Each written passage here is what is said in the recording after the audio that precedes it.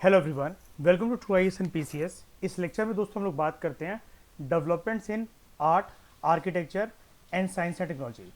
जो ग्रोथ होती है साइंटिफिक टेम्परामेंट के अंदर, unfortunately it slow down during this period. ये बात हो रही है अर्ली मेडिवल पीरियड की, ठीक है। अब पॉलिटिकल एंगल सारा का सारा खत्म है। अब ज़्यादातर हमें जो देखने को मिलेगा वो कल्चरल एंगल देखने को मिलेगा। जो विज्ञान के क्षेत्र में और तकनीकी के क्षेत्र में, यानी कि साइंस एंड टेक्नोलॉजी के क्षेत्र में जो ग्रोथ होती है, it is linked with the growth of any society. ये वाली बात सिर्फ हिस्टोरिकल एंगल से नहीं लिखी जा रही है, ये वाली बात हर एक ज़माने, हर एक सेंचुरी के हिसाब से लिखी जा रही है। आप खुद सोचो, विज्ञान क्या करता है समाज के लिए, साइंस एंड टेक्नोलॉजी क्या रोल प्ले करती है, what is the role of science and technology in the development of society, कैसे प्रमोट करती है सोसाइटी को साइंस एंड टेक्नोलॉजी। हो सकता है ग्रोथ को टार्निश भी करे, मैं डिसएग्री नहीं कर रहा उस पॉइंट के ऊपर, लेकिन यहाँ यानी कि लेकिन हम फिर भी यहाँ पर बात करते हैं पॉजिटिव एस्पेक्ट की पहले। यानी कि साइंस एंड टेक्नोलॉजी जो है वो सोसाइटी की ग्रोथ के साथ लिंक्ड है। कैसे?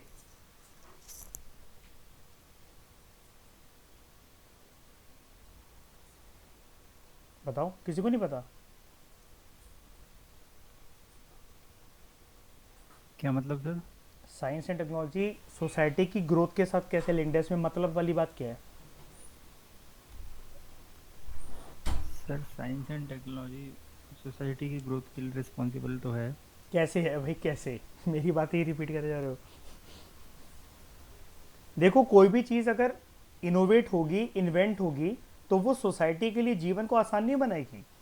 अब जैसे एक मशीन है, मान लो उसके अंदर डांबर मिक्स होता है और एक रोलर है, वो डांबर को बिछाकर सड़क को फ्लैट कर देता है, तो एक ठोस सड़क बनकर आती है। तो अब समाज में लोगों को इधर से उधर जाना है, तो ट्रांसपोर्टेशन उस रोड की वजह से, उस मशीन की वजह से इजी होगा कि नहीं होगा? रोड भी हाँ उस सर। मशीन की वजह से बनी है ना, होगा, बिल्कुल होगा। अब ऐसे आप अनलिमिटेड चीज़ें गिनवा लो, जितनी गिनवा लो उतनी कम है, ठीक है। ये तो मैंने एक छोटा सा एग्जांपल दिया इस ज़माने के हिसाब से कि ट्रांसपोर्टेशन सिस्टम यहाँ पर डेवलप हो रहा है और वॉरफेयर लड़ने के लिए एक टेरिटरी से दूसरी टेरिटरी जाना है, तो ट्रांसपोर्टेशन एक बहुत इंपॉर्टेंट मीडियम बनकर आएगा। फिर आगे चलकर आप जैसे अगर इसको देखो, गन्स को, है ना, जो इन्फेंट्री और कैवलरी, मतलब घोड़सवार तो चलो कम ही यूज़ करेंगे। घोड़सवार, पता है घोड़े पर बैठे बैठे लोग, इतिहास में आपको पता है, एक बात बताता हूं मैं, आपने अक्सर देखा होगा, हम लोग इन्फेंट्री के साथ ही जर्नली ये टर्म्स जो होती है, मस्केट्स, गन्स, ये यूज करते हैं। कैवलरी के साथ, घोड़सवारों के साथ नहीं करते हैं। क्या होता है, घोड़ा ना, अगर वो पटाखे की आवाज सुन ले तो वो बेकाबू हो जाता है, वो दो टांगों पे खड़े होकर बीली मार देता है। ये चीज आपने, आपको, आप लोगों को पता होगी, है ना। घोड़े को ना एकदम से सडन नॉइज हाँ अगर सुनने को मिले ना, तो वो घबरा जाता है, उसके चक्कर में वो उछाल मार देता है और हो सकता है घुड़सवार उसकी वजह से गिर जाए। घोड़े पे बैठे बैठे किसी इतिहास के कोई भी स्टोरी, कोई भी एंगल, कुछ भी उठाकर देख लो, घोड़े पे बैठे बैठे अक्सर लोगों ने, अक्सर मैं कह रहा हूं, हमेशा देखो 100% तो कुछ भी नहीं होता यूनिवर्स के अंदर, अक्सर लोगों ने सिर्फ तलवारें चलाई हैं, बंदूकें नहीं चलाई हैं। ये वाला पर्सपेक्टिव भी मुझे कल देखने को मिला कृष्णा रेड्डी की बुक में, और बहुत ब्रिलियंट पर्सपेक्टिव था ये वाला, कि कैवलरी जो है उसमें इतिहास में कहीं पर भी वहाँ बंदूकें यूज़ नहीं होती हैं कैवलरी में। तो एक नई थिंकिंग मिली, मतलब मुझे, मैंने कहा है सोचने वाली बात है।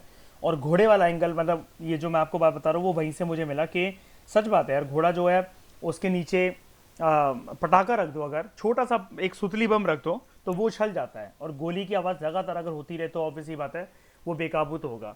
हाँ, वो अलग बात है। देखो, आप कहोगे कि हमने बड़ी सारी मूवीज़ देखी है डाकुओं की, है ना, चंबल के क्षेत्र में जो डाकू रहते थे, या फिर हमने और भी डाकुओं की और इसकी आतंकवादियों की मूवी देखी है, घोड़े पर जाते जाते वो बंदूकें चला रहे हैं, वो चला रहे हैं, वो ठीक है।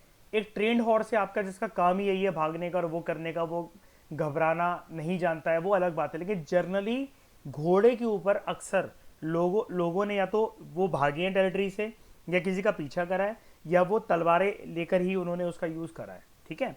हाँ, खैर, हम अपनी फील्ड चेंज करके कहीं और पहुंच गए। बात कर रहा था मैं यहाँ पर विज्ञान की और तकनीकी की, साइंस एंड टेक्नोलॉजी की। तो अगर आप ये मस्केट्स की डेवलपमेंट अगर आप देखो, गन पाउडर की डेवलपमेंट देखो, है ना। अच्छा, गन पाउडर बाबर के आने के टाइम पर आया क्या इंडिया में? बाबर जब आता है और उसका फर्स्ट बैटल ऑफ पानीपत होता है इब्राहिम लोधी के साथ, उस बैटल में यूज हुआ था गन पाउडर का, मतलब बंदूकों का हाँ यूज हुआ सर। था? तो हाँ सर। बाबर के आने की वजह से इंडियन सब कॉन्टिनेंट में क्या हम ऐसा कह सकते हैं गन पाउडर इंट्रोड्यूस हुआ? हाँ सर। हाँ?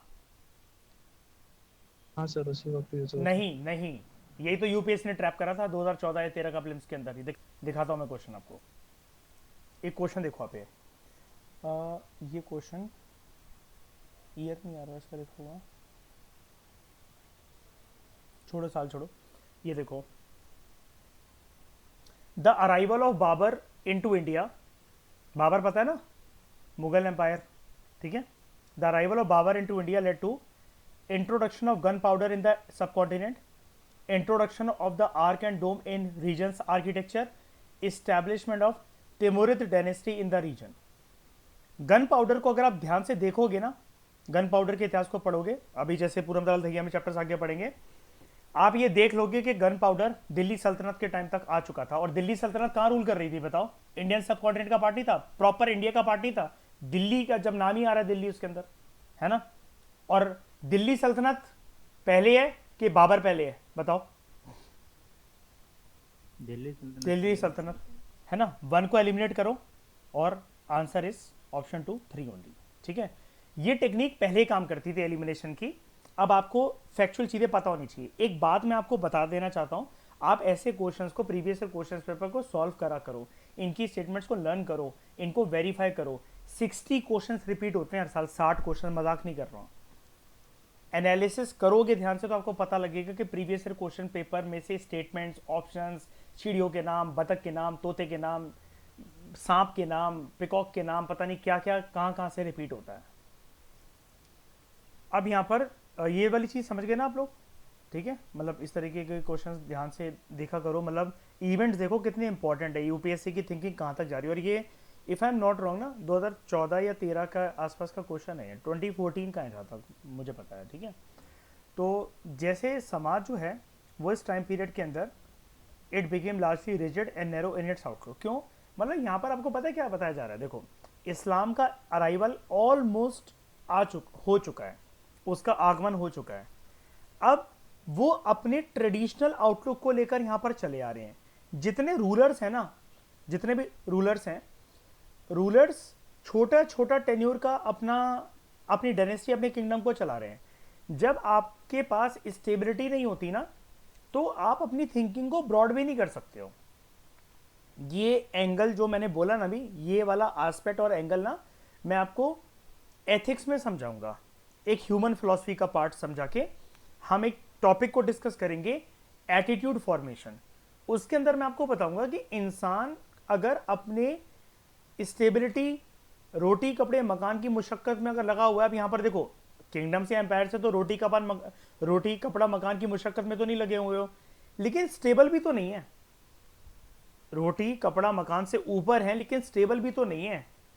कभी 40 साल के लिए कोई एम्पायर बन रहा है तो फिर 60 साल के बाद एक वैक्यूम आ रहा है, फिर एक मतलब इंस्टेबिलिटी के तौर पर कुछ सालों के लिए कुछ राजा आ रहा है, वो एम्पायर को पीक पर लेकर जा रहा है, फिर उसका डाउनफॉल हो जा रहा है। तो साइंटिफिक टेम्परामेंट प्रमोट ही नहीं हो सका। जब साइंटिफिक टेम्परामेंट प्रमोट नहीं हो सका तो रूलर्स की जो थिंकिंग है वो भी ब्रॉड नहीं हो सकी। अब इस पेरोकियल और नैरो माइंडेड थिंकिंग को और ज़्यादा बढ़ावा देने के लिए जो इन्वेडर्स थे सेंट्रल एशिया के, वो रिस्पॉन्सिबल हैं। उनका ऐसा मानना था कि औरतों को ढके रहना चाहिए, ज़्यादा तकनीकी और विज्ञान के क्षेत्र में बात नहीं होनी चाहिए, सारा मकसद सुबह से लेकर रात तक का दूसरों के टेरिटरीज पे कब्जा करना, दूसरों की औरतों को उठा लेना, रिसोर्सेस को बढ़ावा देना और रिसोर्सेज को कंसोलिडेट करना, मतलब रीजन्स को एक्सपेंड, मतलब अपने एम्पायर को एक्सपेंड करते हुए दूसरे टेरिटरीज को एनेक्स करते हुए उनके रिसोर्सेज को बटोरना ताकि हम अपनी प्रॉस्पेरिटी को बढ़ा सकें। लेकिन विज्ञान के क्षेत्र में यहाँ पर जो ज़माना था वो आपको ये बोला जा रहा है हिंदुस्तान और हिंदुस्तान की धरती के आसपास वो ध्वस्त होने लगा था। अगर ध्वस्त भी नहीं हो रहा था तो वो एक स्टेबल मोड पर आ गया था कि इससे आगे ऊपर बढ़ नहीं रहा था वो, ठीक है?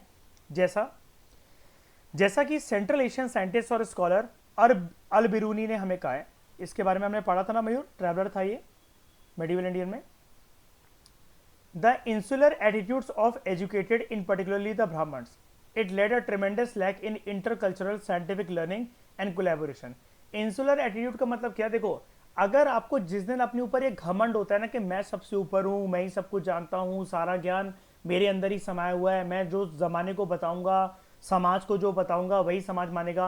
अब ब्राह्मणों का ये रवैया बहुत खराब था, क्योंकि उनको ये लगता था वेदास को लेकर वो सब कुछ जानते हैं। इसका एक एग्जाम्पल देता हूँ, अगर आपने ये अक्षय कुमार की वो मूवी देखी है टॉयलेट एक प्रेम कथा, तो सरपंच ना एक वेदा के एक टेक्स्ट को कोट करता है, तो अक्षय कुमार उसको टोकता है उस पॉइंट पर कि पूरा तो बता दो कि नदी की स्वच्छता के ऊपर कोई बात चल रही होती है ना, तो कहता है श्लोक तो पूरा कंप्लीट कर दो, वेदा का ज्ञान हमें मत सिखाना सरपंच जी। अक्षय कुमार ये बोलता है, यानी कि वो एक चीज ये दिखाता है उस मूवी का एक सीन, वो ये चीज ये दिखाता है, अक्षय कुमार ये दिखाने की कोशिश करता है उसमें कि ब्राह्मणों का शुरू से ही यही रोल रहा है। जैसे मान लो आप मेरे पास ट्रस्ट कर आए हो कोई सब्जेक्ट पढ़ने, ठीक है, अब आप कह रहे हो कि सर बुक से हम नहीं पढ़ना चाहते, आप जो बताओगे हम वो मान लेंगे, आप ये कुछ मतलब कोई एक नोट्स हमें दे दो इस चीज़ के, आप उस सब्जेक्ट के बारे में जीरो जानते हो। अब मैं आपको अंड शंड कोई भी बातें बताया जाऊँ उसके बारे में जो मैं खुद भी नहीं जानता हूँ, मैं खुद भी वेरीफाई नहीं कर सकता हूँ, मुझे खुद भी नहीं पता है, और बनावटी कहानी मैं आपको बता रहा हूँ, आप ट्रस्ट करके उस चीज़ को मानोगे, क्योंकि इस फील्ड में अथॉरिटी मेरी ज़्यादा है, क्योंकि आप मेरे पास आए हो, मैं आपके पास नहीं आया। अब मैं बताना यहाँ पर ये चाह रहा हूँ, बाकी जो 3 वर्ण है ना, अगर उनको कभी भी वैदिक रिचुअल सेक्रीफाइस परफॉर्म करवाने हैं और वेदा का ज्ञान चाहिए, तो ब्राह्मणों के पास वो जा रहे हैं, ब्राह्मण उनके पास नहीं आ रहे हैं, ठीक है।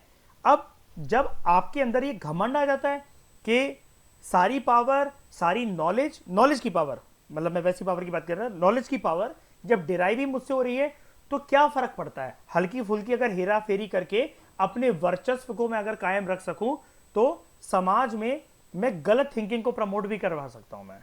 तो ये अल बिरूनी ने हमें बताया, जब वो घूम रहा था हिंदुस्तान के अलग अलग टेरिटरीज में, जो मेडिवल इंडियन हिस्ट्री है, मैंने उसके अंदर बहुत डिटेल में वाली चीज़ बताई हुई है।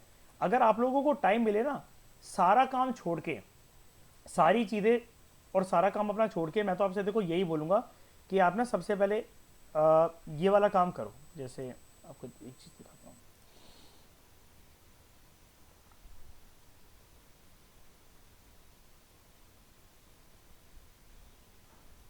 ये प्लेलिस्ट है themes in Indian history part 2। अब इसके अंदर ये जो चैप्टर है ना, पहली प्लेलिस्ट के मतलब इस प्लेलिस्ट के अंदर पहली चैप्टर यही है।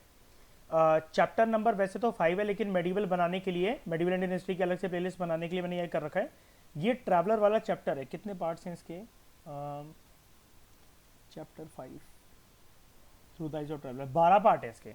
आप इसको देखो, हमेशा हमेशा के लिए ट्रैवलर्स की जो भी कहानी आपको, ये ट्रैवलर जो बीच बीच में Ibn Battuta, Al Biruni, Marco Polo, Francois Tavernier, Francois Bernier, ये जितने आपको तंग करने के लिए चले आते हैं ना, न्यूनीस, ठीक है, डोमिंगो पेस, ये सारे आपको यहाँ से मिल जाएंगे ट्रैवलर सारे के सारे, ठीक है। और बहुत डिटेल में मैंने कवर करवा रखे हैं।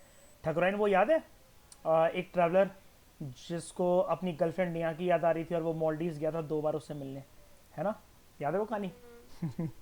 तो अल बिरूनी जो था उसने बोला कि ब्राह्मण काफ़ी पढ़े लिखे हैं और वो अपने आप को ऐसा मान रहे हैं, और उसके बाद उनके इस ज़्यादा पढ़े लिखे होने की वजह से वो पढ़े लिखे गवार होते चले जा रहे हैं। वो इस वजह से because they lack intercultural scientific learning and collaboration. Collaboration यहाँ पर ना किसको कह रहा है अल बिरूनी? कोलैबोरेशन यहाँ पर कह रहा है non acceptability of others opinion, diversity को एक्सेप्ट नहीं करना, उसको वो कह रहा है लैक ऑफ कोलैबोरेशन, ठीक है। Surgery decline. अच्छा, सर्जरी के लिए कौन सी बुक है हमारे प्राचीन भारत में फेमस? अभी तो हम देखो मध्यकालीन भारत के अंदर पहुंच चुके हैं इस चैप्टर को डिस्कस करते करते। प्राचीन भारत में सर्जरी को लेकर कौन सी किताब है सबसे पहली, और जहां पर जिक्र हमें मिलता है कि भारत में सर्जरी बहुत पहले जमाने से चली आ रही है? क्या नाम है उस बुक का? सुश्रुता संहिता। शाबाश, सुश्रुत संहिता, ठीक है, सुश्रुत ने लिखी थी वो। और मेडिसिन के ऊपर कौन सी बुक है बिल्कुल इसकी कंटेम्प्रेरी मिलती जुलती? चरक संहिता ऑफ आयुर्वेद, है ना, इंग्लिश में उसको कहते हैं Indian science of medicine. Psychology honours जो बच्चे करते हैं ना, वो भी उसको पढ़ते हैं, क्योंकि अगर आगे चलकर, वैसे तो अगर आपके पास बायो नहीं है तो आप साइकेट्रिस्ट नहीं बन सकते, साइकेट्रिस्ट एक डॉक्टर होता है, लेकिन कुछ कुछ साइकोलॉजिस्ट भी वर्ल्ड में अलग अलग कंट्रीज में आजकल मेडिसिन प्रिस्क्राइब करने लगे हैं। ऐसा होता नहीं है, लेकिन कुछ बेसिक मेडिसिन लाइक एंग्जाइटी को हटाने के लिए, डिप्रेशन को क्योर करने के लिए थेरेपीज भी चलती है, लेकिन उसके साथ साथ पर्सन को अगर एकदम से वो, जैसे बीपी एकदम से हाई होता है तो पर्सन को अटैक पड़ सकता है ना, तो ऐसी एंग्जाइटी किसी की एकदम से रेज ना कर जाए, पैनिक अटैक ना पड़ जाए किसी को, तो वो पढ़ते हैं, मतलब साइकोलॉजी के बच्चे आजकल ये वाली चीज़ें, तो वो उनको इतिहास के पन्नों से उठाकर ये वाली चीज़ चरक संहिता ऑफ आयुर्वेद पढ़वाई जाती है, not Sushrut Samhita. Sushrut Samhita MBBS वाले पढ़ते हैं, ठीक है, उनके करिकुलम में होता है मतलब ये वाली चीज़। तो अल बिरूनी इसने कहा surgery declined as the dissection of the dead bodies was regarded as fit only for the people of low caste such as barber, ठीक है, मतलब डेड बॉडी को उठाना, उसको ठिकाने लगाना, उसको दफनाना, उसको जलाना, ये लो कास्ट के लोगों का काम माना जाने लगा, such as barbers. Astronomy was now enveloped by astrology, ठीक है, मतलब एस्ट्रोनॉमी क्या होता है, पहले ये बताओ एस्ट्रोनॉमी क्या होता है, किसकी स्टडी, सेलेस्टियल बॉडीज की स्टडी। ये साइंटिफिक चीज होती है ना, आप प्रूफ के साथ ही कोई भी बात कहोगे ना। एस्ट्रोलॉजी में अगेन मैं आपको मूर्ख बना सकता हूं कुछ भी बात बताकर, है ना। एस्ट्रोलॉजी में जैसे सूरज कहां से निकलता है शाइनी, इस चीज को कोई रिफ्यूट नहीं कर सकता, कोई भी नहीं कर सकता, लेकिन आपके साथ अगले साल क्या होगा ये मैं आपके हाथों की लकीरें देखकर बताऊं, इस चीज में कोई गारंटी नहीं है 100%। सूरज कल सुबह पक्का उसी डायरेक्शन से निकलेगा, मैं जहां से बताऊंगा, वो 100% गारंटी है। ये चीज साइंटिफिक कैटेगरी में आ जाती है। लेकिन मुझे क्या बताओ, ठीक है, कंटेम्पररी आउटलुक इसका यही है कि एस्ट्रोलॉजी भी जो है वो साइंस ही है, लेकिन वो वेरीफिएबल साइंस नहीं है, मानते हो, वो एक रिलीजियस साइंस है, स्पिरिचुअल साइंस है ना। तो एस्ट्रोनॉमी यानी कि साइंटिफिक टेम्परामेंट की जगह, थोड़ा सा मैं इसको डिमीन नहीं करना चाहता, लेकिन फिर भी मैं ये टर्म यूज करूंगा, अंधविश्वास ने जगह घेर ली साइंटिफिक टेम्परामेंट की, कह सकता हूं इस लाइन को मैं, ये वाली चीज, एस्ट्रोलॉजी एक अंधविश्वास ही तो है ना। जिसके हाथ कट रखे, जिसके पास लकीरें नहीं है, वो कुंडली चेक नहीं करवा सकता। तो मयूर, सारे हाथ कटे लोग जिनकी कलाइयां नहीं है या जिनकी लकीरें आप नहीं देख सकते, सारे के सारे वो भिखारी हैं क्या? उनके पास कुछ भी नहीं है संसार में। सारे ऐसे लोग हैं जिनके पास लकीरें नहीं है, वो भिखारी हैं।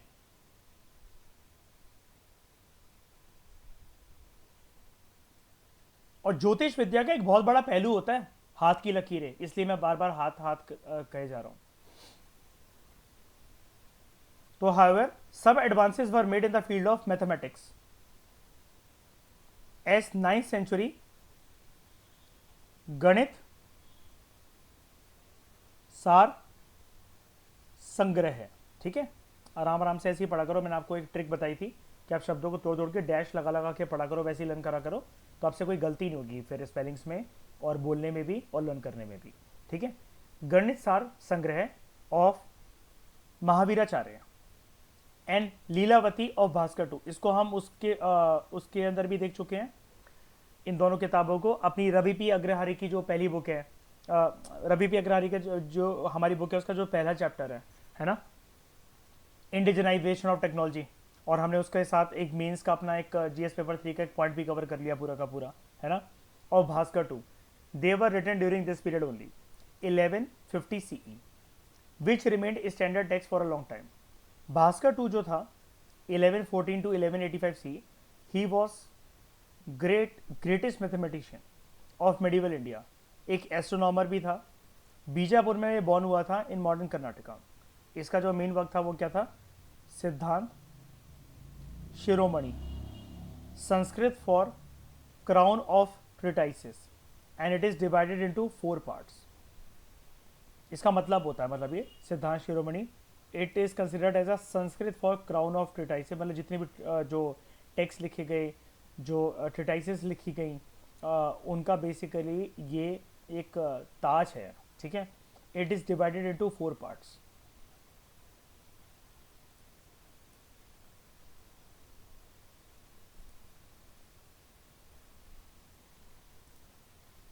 ये था भास्कर 2. इसको हम ऑलरेडी कवर कर चुके हैं एक दो जगह से, प्लस अपनी रवि पी अग्रहारी की बुक से भी, जो नाम आपके सामने आने जा रहे हैं. Lilavati. It deals with arithmetic and it covers calculations, progressions, measurement, permutations and others. Math में जैसे एक चैप्टर होता है, आप लोगों ने सुना होगा, करा होगा आप लोगों ने 11th क्लास 12th क्लास में, परम्यूटेशंस एंड कॉम्बिनेशंस. ठीक है, आपके पास भी थी शाइनी मैथ्स. थप्पड़ मारो अपने. बीज गणित. It deals with algebra and under this section Bhaskar discusses concepts such as zero, infinity, positive and negative numbers and indeterminate equations including the Pell's equation.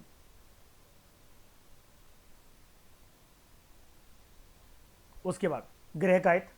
It deals with mathematics of the planets. While treating the motion of the planets, he considers their instantaneous speeds and also arrives at an approximation.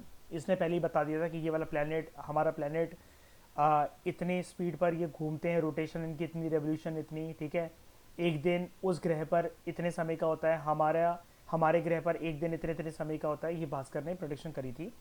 और जो planets की mathematics जो उसने बनाई थी पूरी की पूरी, उसको कहा जाता है ग्रहकायित. Bhaskar accurately defined many astronomical quantities including, for example, the length of sidereal year, the time that is required for the earth to orbit the sun. sidereal year इसका मतलब क्या हुआ? रोटेशन के रेवोल्यूशन. 365.2588 days. ठीक है, उसके बाद गोलध्याय. It deals with mathematics of the spheres. गोल लिखा हुआ ना, गोलध्याय, स्फेरिकल शेप जो भी है उनकी mathematics. He also wrote another treatise named the करण कौतूहल.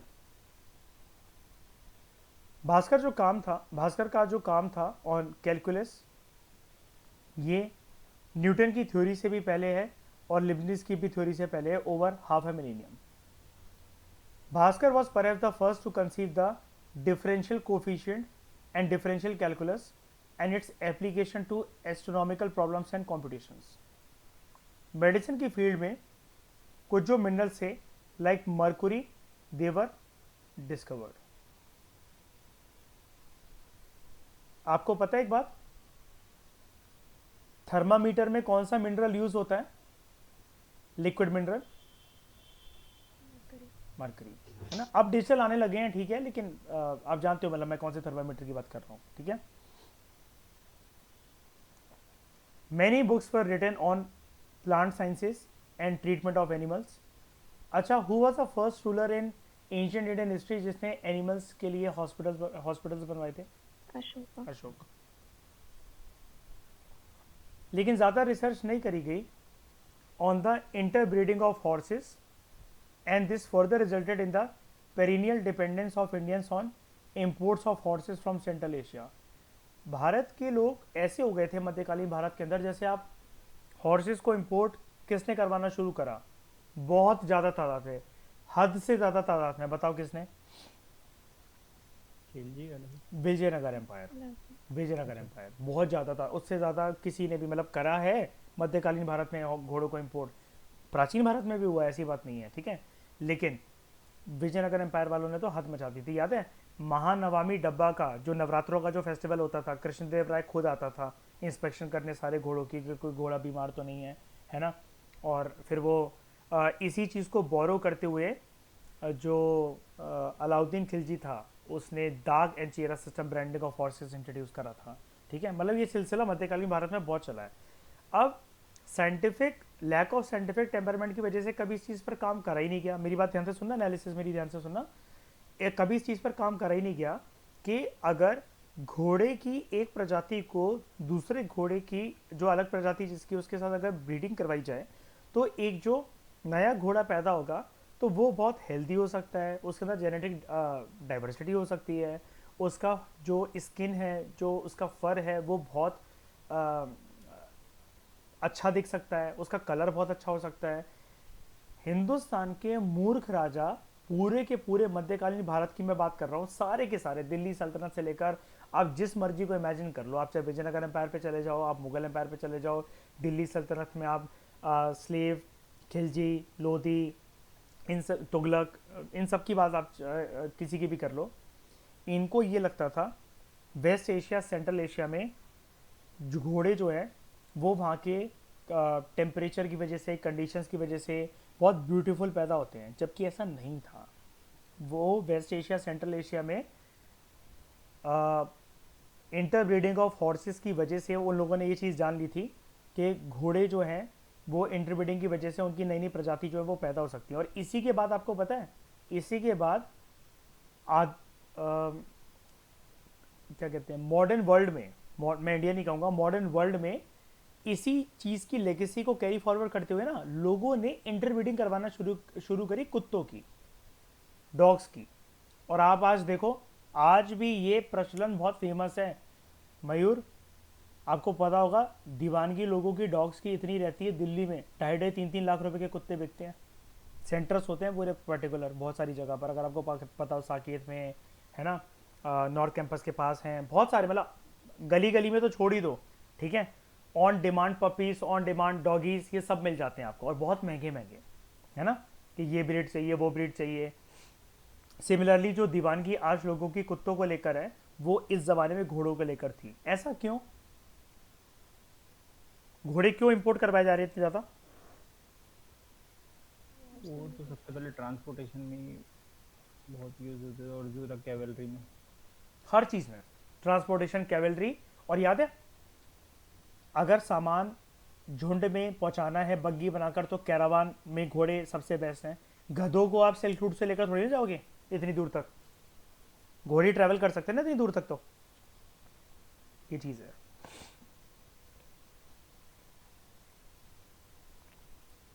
तो हम बहुत ज़्यादा डिपेंडेंट थे इंपोर्ट्स के ऊपर, घोड़ों के इंपोर्ट्स के ऊपर from central Asia.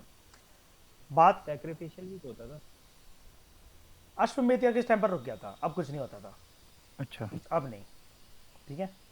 The system of education which had gradually developed in the earlier period, it continued without much change. Mass education का कंसेप्ट अब एग्जिस्ट नहीं करता था। मास एजुकेशन पता है किसको कहा जा रहा है यहाँ पर? गुरुकुल सिस्टम को। वो एंशियंट इंडिया का पार्ट है ना, Yes, sir. है ना। और मैंने आपको एक और चीज बताई थी ना, कि लड़कों को उस बाल उम्र में, किशोरावस्था में, एडोलेसेंट की एज में क्यों भेजा जाता था? सीमेन रिटेंशन वाली बात भी बताई थी मैंने आपको। ये मैं नितिन सिंघानिया का एक एजुकेशन के ऊपर चैप्टर आएगा, नितिन सिंघानिया की बात मैं कर रहा हूँ, आर्ट एंड कल्चर वाली बुक की, ठीक है। तब मैं आपको ये वाली फिलोसफी और अच्छे से समझा पाऊंगा, ये वाली ये सीमेन रिटेंशन और गुरुकुल सिस्टम, ठीक है। Reading and writing was confined to a small section of the Brahmins and the upper caste. Main subjects taught, they were the branches of Vedas and grammar. Education of a more formal kind with greater emphasis on secular subjects, it continued to be provided at some Buddhist vihars such as Nalanda University, Vikramashila University, Udantapura monasteries of Bihar. Kashmir भी एक important centre बना of education, and many Shaiva sects and centres of learning flourish during this period. Kashmir की history हमें कौन सी book से पता लगती है? रास्तरंगिनी। किसने लिखी थी वो? कल्हान। कल्हान ने, शाबाश। A number of important maths के एजुकेशन जो सेंटर्स थे, देवर सेटअप एट मदुरई, एस सरंगिरी इन दक्षिण भारत। बड़े सारे जो सेंटर्स थे एजुकेशन के, वो वहाँ पर डिस्कशन को भी प्रमोट करते थे, करवाते थे स्टूडेंट्स के बीचों बीच में, ऑन रिलीजन एंड फिलोसफी। ये वाला सिस्टम सेम वैसे ही था मयूर, जैसे सोक्रेटिस का सिस्टम हम जानते हैं ना। सोक्रेटिस भी ये कहता था ना कि मैं एक मोनोटोनस वे में आपको लेक्चर डिलीवर नहीं करना चाहता। आप लोग जब थीसिस एंटी थीसिस का पार्ट बनोगे जब, है ना, मतलब फॉर में आर्ग्यूमेंट्स, ओपिनियन। अगेंस्ट में आर्ग्यूमेंट्स, तो उसके बाद एक सिंथेसिस डिराइव होगी उससे, है ना, आपको पता है सिंथेसिस एंड ये सॉरी थीसिस एंटीथीसिस और सिंथेसिस। सिंथेसिस का भी एक एंटीथीसिस हो सकता है, बिल्कुल हो सकता है। जैसे इस जमाने के अंदर ब्राह्मण जो कह रहे हैं, लोग उसको आंखें बंद कर कर मानते चले जा रहे हैं, मानते चले जा रहे हैं, लेकिन फिर आगे चलकर उसको चैलेंज नहीं करा गया क्या? ब्राह्मण तो ये कह रहे हैं कि सती प्रथा एक अच्छी चीज है, देवदासी सिस्टम एक अच्छी चीज है, आगे चलकर इनको चैलेंज करा गया कि नहीं करा गया? प्रेजेंट हालात क्या है हमारे कंटेम्प्रेरी भारत के अंदर? दे आर पनिशेबल ऑफेंस और नॉट, हाँ है ना? आप ये बोल सकते हो कि वेदास में ये चीज जस्टिफिएबल है, तो यार मैं तो करूंगा यार।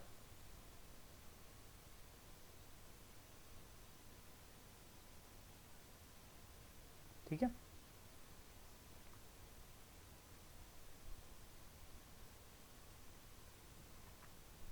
religious movements and beliefs and development in philosophy. This period is marked by a revival and expansion of Hinduism and a continued decline of Buddhism and Jainism. बस अब यही वाला वो टाइम पीरियड था। अभी तो चलो हिंदुज्म आपका एक्सपेंड होता है वो दिख रहा है, हिंदुज्म जब बहुत ज़्यादा एक्सपेंड हो जाएगा ना, इसका फ़ायदा जो सेंट्रल एशिया वेस्ट एशिया से, सेंट्रल एशिया बोलना चाहिए वैसे हमें, सेंट्रल एशिया से जो ये मुसलमान शासक चले आए थे, और कुल मिलाकर अगर मैं आपको बात करूं, अगर मैं आपसे दिल्ली सल्तनत की, जो ये अरब इन्वेडर्स जो थे, ये हिंदुज्म जो हिंदुस्तान के अंदर पनप रहा था उसका फायदा उठाएंगे। कैसे? हिंदुज्म की एक्सपेंशनिज्म जो हो रही थी, जो इसका प्रचलन पूरे भारत में जो छाया हुआ था, ये जाके एक रेवेन्यू का सोर्स बनेगा अरब इन्वेडर्स के लिए। बताओ कैसे? मैं एक चीज क्लेम कर रहा हूं, हिंदुज्म का एक्सपेंशन रेवेन्यू सोर्स बनेगा अरब इन्वेडर्स के लिए, दिल्ली सल्तनत के रूलर्स के लिए, मुगल एम्पायर के लिए। बताओ कैसे? Temples were treated them simple, सारी चीजें छोड़ दो, जिजिया, पिलग्रिमेज टैक्स। हिंदू आदमी से अगर आप बोलोगे कितने मठ होते हैं हिंदुज्म के अंदर, 4 मठ होते हैं ना अलग अलग, और फिर इसके अलावा और भी सारी जगह जानी है हिंदू आदमी को, ज्योतिर्लिंग की परिक्रमा करनी है, कभी कहीं और जाना है, काशी जाना है, उज्जैन जाना है, सोमनाथ जाना है, हर जगह आपको एक रिलीजियस टोल ड्यूटी देनी पड़ेगी, रिलीजियस टैक्स देना पड़ेगा, जिजिया। और यहां पर ये टाइम पीरियड ऐसा था कि बुद्धिज्म और जैनिज्म हिंदुस्तान से बहुत बुरी तरीके से लुप्त होने लगा, और वो जाकर कहां पनप रहा था? South east Asian countries along with China. और आज भी वो वहां का उनका साउथ ईस्ट एशियन कंट्रीज का कोर रिलीजन है, कोर रिलीजन है, कोर। जैसे अगर हम लोग बात करें, हमें ऐसा टर्म यूज नहीं करना चाहिए वैसे, बीइंग अ यूपीएससी एस्पिरेंट, कि कोर रिलीजन भारत का क्या कोई नहीं है, ठीक है, लेकिन सबसे ज्यादा फॉलोअर्स किसके हैं इंडिया में? हाँ, कौन से धर्म के? हिंदू। हिंदुज्म। दूसरा दूसरा इस्लाम, इस्लाम, ठीक है। साउथ ईस्ट एशियन कंट्रीज की अगर आप बात करो, प्रोमिनेंट रिलीजन कौन सा? बुद्धिज्म। तो apart from intellectual challenge pose to Buddhism and Jainism by the revived Hinduism, at certain occasions there were instances of violence and forcible occupations at their sacred places as well. कुल मिलाकर Buddhism और Jainism का time जो है वो खत्म हो गया हिंदुस्तान से। Buddhism was only confined to eastern India, specially it was patronize by the Bengal के पाल रूलर्स के द्वारा। Buddhism during this era assumed forms which made it indistinguishable from Hinduism. Jainism continued to be popular, especially among the trading communities. लेकिन आपको पता है Jainism भी जाकर सिमट गया था कहाँ पर? कर्नाटका में, उसकी कुछ जगहों में। हमने पढ़ा भी था इसको अभी प्रीवियस चैप्टर में भी। जो चालुक्यन रूलर से गुजरात के, बताओ गुजरात के कौन थे चालुक्य? क्या नाम होता है इनका? लटा। हाँ, सोलंकी राजपूत, ठीक है, वो कह रहा बटा लटा, ठीक है, लटा रूलर्स, ठीक है। Chalukyan rulers of Gujarat, they patronized Jainism, and it was during this time that the famous and the magnificent Dilwara temples of Mount Abu were built. लेकिन माउंट आबू कहाँ पर है? राजस्थान। राजस्थान। ये चीजें ना वेरीफाई करा करो। अब जैसे आप अगर फ्लो में पढ़ रहे होते इसको, चालुक्यन रूलर्स ऑफ गुजरात ने जैनिज्म को पैट्रोनाइज करा और दिलवाड़ा टेम्पल्स वो माउंट आबू इन्होंने बिल्ड करा। छूट तो यार, कोई पूछे माउंट आबू का है? गुजरात में जी, ठीक है। दिलवाड़ा जैन टेम्पल मैंने आपको दिखाया भी था। इसकी भी कॉम्प्लेक्सेस हैं, लाइक इसकी भी 3-4 कॉम्प्लेक्सेस है, अलग अलग रूलर्स ने मतलब पेट्रोनाइज करा था इसको, लाइक उसकी तरह, क्या नाम है इसका, छतरपुर के, अरे क्या नाम है इसका, ये कामसूत्र का कौन सा टेम्पल होता है? खजुराहो। खजुराहो टेम्पल, ठीक है। हाँ, तो मैं आपको दिलवाड़ा जैन टेम्पल नाम स्लिप हो रहा था दिमाग से।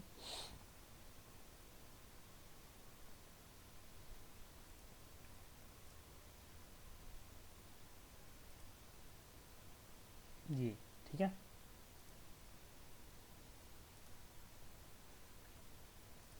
जैनिज्म के अंतर्गत पहले तीर्थंकर कौन थे? ऋषभ थे। And last Bodhisattva?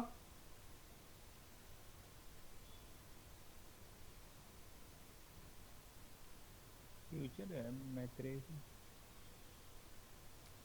नहीं, मैं पूछ रहा हूँ जैनिज्म के अंदर लास्ट बोधिसत्व। अच्छा, जैनिज्म में बोधिसत्व कहाँ होते हैं? वेरी गुड, ये दिमाग एक्टिव रखने के लिए पूछा मैंने। एंड आपको मुझसे बोलना चाहिए ना कि सर सवाल ठीक करो पहले अपना, बोधिसत्व जैनिज्म में नहीं होते। हाँ सर, सवाल ठीक कर। बताओ अभी। The revival and expansion of Hinduism took many forms. Shiva and Vishnu, they became chief gods and magnificent temples were built to proclaim their supremacy। और आपको पता ही है, ये तो लेटर वैदिक एज से ही मतलब पॉपुलर हो गए थे, लेकिन इस टाइम पर बड़े सारे मंदिर जो हैं, इस टाइम पर भी नहीं, दक्षिण भारत में तो चोला राजाओं ने बहुत फेमस करवाया था मंदिर वगैरह ये बनवाना, है ना। बहुत सारे आप टेम्पल देखते हैं ना, उसमें लिंगा वर्ड आता है ना, महादेव वर्ड आता है। और हमने एक ट्रेडिशन भी पढ़ा था, हाँ कैलाश वर्ड आता है। हमने ट्रेडिशन भी पढ़ा था जिसमें वैष्णविज्म एंड शैविज्म, अलवर्स और नैनर्स की डिबेट बताई थी ना मैंने आपको। अभी वो प्रॉपर तरीके से आई नहीं है, उसका डेडिकेटेड चैप्टर है, अभी आगे जाके हम देखेंगे उसको। लेकिन Shiva and Vishnu they became chief gods. अब ये सिर्फ दक्षिण भारत तक सीमित नहीं रह गए थे, उत्तर भारत तक भी, ठीक है। And magnificent temples were built to proclaim their supremacy. This also ushered an era of, मतलब started an era of cultural synthesis. A typical and important characteristic of this period was the growth of Bhakti movement in South India। और उसी के अंदर हम लोग पढ़ेंगे Alvars and Nayanars, which was led by popular saints like Nayanars, worshippers of Shiva and Alvars worshipper of Vishnu. मैंने जैसा कि आपको करंट अफेयर पढ़ाया था, एक करंट अफेयर आया था हमारे पास अभी कुछ टाइम पहले, आई थिंक जून की मैगजीन में था, जुलाई में था, पता नहीं, कल्चर को जब हम डिस्कस कर रहे थे, उसके अंदर अलवर्स और नैनर्स के विमेन सेंट्स के बारे में हम लोग पढ़ रहे थे। तो मैंने आपको एक औरत का जिक्र करा था, कराईकल अमरियार, जो कि शिवा भक्त थी, है ना। और बहुत पतली दुबली सी हो गई थी वो, उनकी भक्ति करते करते करते करते उसकी मांसपेशियां, हड्डियां तक दिखने लगी थी, मतलब उस औरत के एब्स आ गए थे, ठीक है। तो ये सब चीजें हम लोग भक्ति सूफी मूवमेंट के अंदर पढ़ेंगे।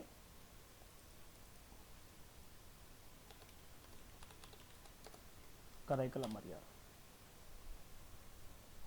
ये क्लास 12 में भक्ति सूफी वाला जो चैप्टर है उसमें ये एक गिवन है। इसकी मतलब पूरी मांसपेशियां तक दिखने लगी थी, सूख गई थी ये भक्ति करते करते। ये ऐसी कुछ फोटो गिवन है यहाँ पर, हमारे डेडिकेटेड यहाँ पर चैप्टर है। साउथ इंडिया की है? हाँ, साउथ इंडिया की है। अलवर्स नैनर्स वहीं पर प्रचलित हुए थे ना काफ़ी ज़्यादा, वो टर्म ही वहीं यूज़ करा जाता है दक्षिण भारत में। इसका एक चैप्टर है भक्ति सूफी, इसके अंदर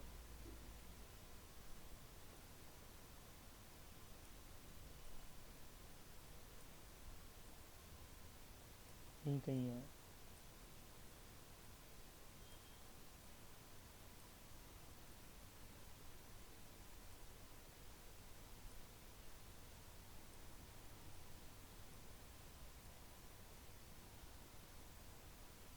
इसी गेम में था, पता नहीं, ये पता नहीं, मुझे नहीं पता, ये लेटेस्ट एडिशन है तो शायद से इसके पेजेस से स्किप करती हो तो मुझे पता नहीं, लेकिन होता ये मेडिवल इंडियन हिस्ट्री। ये रहा, हाँ यही है ना, हाँ कराईकरल अमरियार, ये उसकी ब्रॉड जनरेशन। ठीक है, मुझे लगा मोदी भाई साहब ने एनसीईआरटी चेंज कर दी ना इस बारी, बहुत सारे चैप्टर्स कैंसिल कर दिए, तो क्या पता इसकी इन्फॉर्मेशन भी हटा दी हो।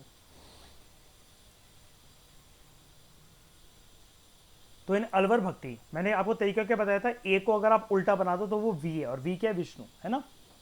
Alwar bhakti, devotees and worshipper of Vishnu. In Alvar bhakti, relationship between the devotees and the Krishna, it was often expressed in terms of the lover, beloved and mother-child relationship.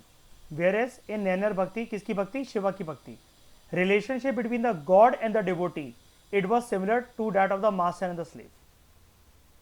लेकिन इसको कोई डिमीनिंग टर्म में मत देखना आप। मास्टर एंड स्लेव मतलब क्या, मतलब मेरा उतना दर्जा नहीं है, मेरी उतनी औकात नहीं है कि मैं भोलेनाथ के दर्जे पर जाकर उनके साथ कदम से कदम मिलाकर मैं उनको अपना दोस्त मान सकूं, मैं हमेशा उनका दास ही रहूंगा। ये नैनर्स का मानना था। जबकि अलवर्स का क्या मानना था कि अगर आप भगवान से प्यार करते हो तो भगवान को आप किसी भी रूप में पूज सकते हो। हम इतिहास में कुछ औरतों के बारे में पढ़ेंगे, उन्होंने श्री कृष्ण को, दूसरे देवी देवताओं को भी अपना पति माना है, ठीक है। और कईयों ने, ये चीज तो आज भी फॉलो होती है कि भगवान को औरत अपना बच्चा मान रही है। कैसे, लड्डू गोपाल, होता है कि नहीं होता, सब लोग उनको ऐसे बच्चे की तरह रखते हैं कि नहीं रखते हैं, हम लोग उनका ख्याल रखते हैं। कई लोग होते हैं, जैसे मथुरा में एक अंग्रेजन है, वो वहाँ भक्ति भी करती है, सब कुछ करती है, और मैंने आपको बताया भी था किसी लेक्चर में, वो प्लेन में लड्डू गोपाल की मूर्ति को लेकर घूमती है, जहाँ पर भी वो ट्रैवल करती है ऑल ओवर द वर्ल्ड, वो लेकर घूमती है। मम्मा ने दिखाई थी एक दिन मुझे उसकी वीडियो कहीं पर, तो तब मैंने देखा था। और वो क्या करती है कि गोदी में लेकर ना जाना पड़े और भगवान को एक प्रॉपर जगह मिले, तो वो दो टिकट बुक करवाती है हमेशा। एक सीट पर लड्डू गोपाल बैठते हैं और एक सीट पर वो खुद बैठती है। Thus, Nainars describe themselves as Adiyar, servant, जबकि अलवर्स ऐसा डिस्क्राइब करते हैं कि अपने आप को, ये टर्म्स आ सकती हैं, ये इंपॉर्टेंट है। अलवर्स बोलते हैं क्या कि हम भगवान के वो हैं, दास हैं, उनका मानना ये क्या, अलवर्स का मानना ये कि अगर आपके मन में भगवान के प्रति प्यार है तो आपको अपने ईश्वर से डरने की जरूरत नहीं है। ना ही अपने आप को ऐसा देखो कि हम दास हैं उसके, या जो भी हैं, वो आपका दोस्त है, वो आपका प्यार भी हो सकता है, वो आप उनको अपने माता पिता भी मान सकते हो, ईश्वर को अपने बच्चे भी मान सकते हो, ठीक है। तो from 7th century onwards, the cult of bhakti began to dominate the religious life of South Indians, and these saints played an important role in propagating it. भक्ति जो है, जो वर्ड है bhakti, it comes from the root bhaj, which means to share or to participate. Thus the word भक्त implies one who shares or participates in the divine. ये जो संत थे जो कि पॉपुलर हुए अलवर्स और नैनर्स को लेकर, these saints rejected austerities and spoke and wrote in local languages. austerity मतलब अपने आप को कष्ट मत दो, अपने आप को कष्ट मत दो किसी भी तरीके का, and they wrote in local languages. अब इसी से आप देख लो मयूर, जो आप पूछ रहे थे कि ये दक्षिण भारत में थे कि उत्तर भारत में थे, तमिल और तेलुगु में इन्होंने ज़्यादा सीधे लिखी। अब जैसे कराईकल अमरियार, आप उसको कहाँ मानोगे, अगर वो नैनर है, अगर वो शिवा की भक्त है तो साउथ इंडिया, ठीक है। उसके बाद which not only made them popular but also allowed common people to join the bhakti movement. ये जो सेंट्स हैं यहाँ पर, जैसे भक्ति सूफी के बारे में जब हम पढ़ेंगे तो वो बेसिकली उसी की एक्सटेंशन है। मैंने आपको क्या बताया था, जब पापों का घड़ा भर जाता है धरती पर तो भगवान अवतार लेकर आते हैं, है ना। जैसे 6th सेंचुरी बीसी में भगवान का अवतार कैसे माना जाता है, भगवान किस रूप में आए, लोगों को सही राह दिखाने और भेदभाव को दूर करने कि ये वर्ण कास्ट सिस्टम वगैरह कुछ भी नहीं होता है, बुद्ध एंड महावीरा। अब ऐसे ही यहां पर जो संत होंगे, ये जो रिलीजियस ट्रेडिशन स्टार्ट होगी, दोबारा से कचड़ा भर गया ना, दोबारा से कचड़ा भर गया हिंदुस्तान में इनको लेकर कि लोग भेदभाव कर रहे हैं एक दूसरे से, अपने आप को मान रहे कि हम उच्च वर्ण के लोग हैं, वो नीचे वर्ण के लोग हैं। इस चीज को दूर करने के लिए भक्ति सूफी मूवमेंट स्टार्ट हुई थी। और यहाँ पर कोई भेदभाव होता था क्या कि अलवर्स और नयनर्स मतलब के फोल्ड के अंदर, किसी दायरे के अंदर किसी को बनना है तो वो ब्राह्मण ही होना चाहिए, क्षत्रिय ही होना चाहिए, शूद्र को अलाउ नहीं करा जाएगा? इस टाइम पर ऐसा है when it comes to bhakti movement and Sufi movement? ऐसा है नहीं। तो they looked upon religion not as a matter of cold formal worship, कि मतलब ऐसा नहीं कि मैं जैसे एक एग्जांपल नहीं देता हूँ अक्सर, ठकुराइन आपका वाला एग्जांपल जो मैं देता हूँ कि आपके घर में हवन हुआ और आपने अपने आप को थका लिया, कहने के लिए बस आपने हवन करवा लिया, पूजा करवा ली, ठीक है, लेकिन आपका ध्यान सारा का सारा मेहमानों पर था, अपने ड्रेस पर था, कौन क्या आया कौन क्या रह गया, ठीक है। तो ये ठंडी ठंडी भक्ति से कुछ नहीं होगा, ये ड्रामेबाजी है। But based on living bond between God and the worshipper. Living bond मतलब आपकी एक आवाज पर सॉरी, आपकी एक आवाज पर भगवान आपकी दरख्वास्त सुने, ऐसा बॉन्ड डेवलप करो भगवान के साथ। और ये होता भी है यार। अब बहुत टाइम लगता है एक बार के लिए रिलेशनशिप बिल्ड करने को। अब जैसे ऑब्वियस ही बात है, संसार में हर रिलेशनशिप में टाइम लगता है। मुझे कोई बंदी पसंद है तो पहले दिन ही जाकर उससे थोड़ी ना कह दूंगा मैं, यार आई लव यू, मेरी वाइफ बन जाओ। मुझे धीरे धीरे करके उसकी तरफ बढ़ना पड़ेगा। ऐसे ही भगवान का रास्ता भी ये इस तरफ लेकर हमें जाता है कि आपको भक्ति एक दिन में नहीं मिलती है, तो निराश होकर आपको छोड़ नहीं देना है। अब हम किसी से अगर प्यार करते हैं, कोई लड़की लड़के से प्यार करती है, एक लड़का लड़की से प्यार करता है, तो पहले दिन ही थोड़ी ना निराश होकर आप उसको छोड़ दोगे। आपका टारगेट बन चुका है वो कि नहीं यार, she can be my life partner, he can be my life partner.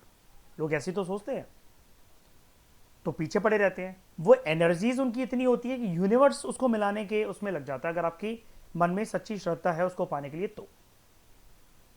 Similarly भगवान की भक्ति से जो नहीं हटता, अब ये चीज़ें जो मैं एग्जांपल दे रहा हूँ ना, ये मैं खुद से नहीं दे रहा हूँ, भक्ति सूफी जो चैप्टर है हमारा वहाँ पर लिख रखा है, ये 12th के अंदर भी मतलब वो चीज़ है कि मतलब ये उसी तरीके का बॉन्ड है जैसे एक प्रेमी अपनी प्रेमिका से प्यार करता है।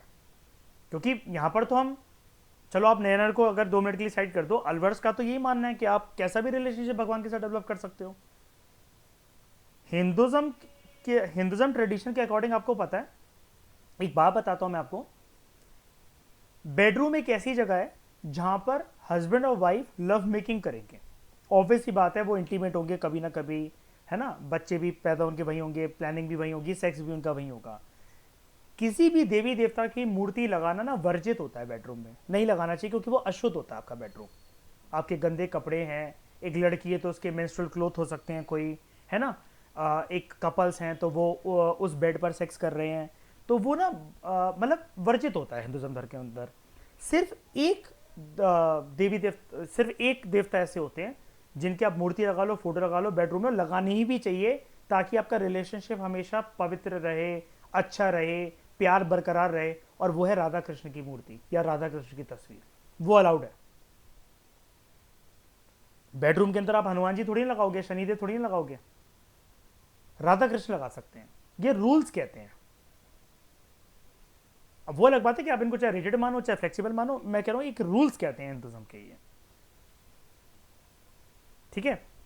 तो formal worship but based on living bond between God and the worshipper, कि जिस तरीके से प्रेमी अपने प्रेमिका से प्यार करता है, वैसे ही एक ताज़ा बॉन्ड, लिविंग बॉन्ड, एक अटैचमेंट आप अपने भगवान के प्रति डेवलप करो।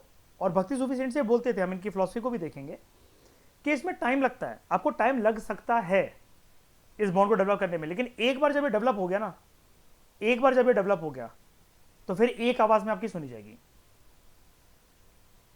अब जैसे अगर मैं किसी बंदी के साथ रिलेशनशिप में नहीं आया हूं तो वो मेरा एक बार में कॉल उठाए या मैं उसको अप्रोच कर रहा हूं, वो मुझे सेम रिस्पॉन्स वो दे ना दे, अभी उसके मन में क्योंकि वो फीलिंग्स नहीं है शायद से मेरे लिए जो मेरी उसके मतलब मेरे मन में अगर हो सकता है उसके लिए हो।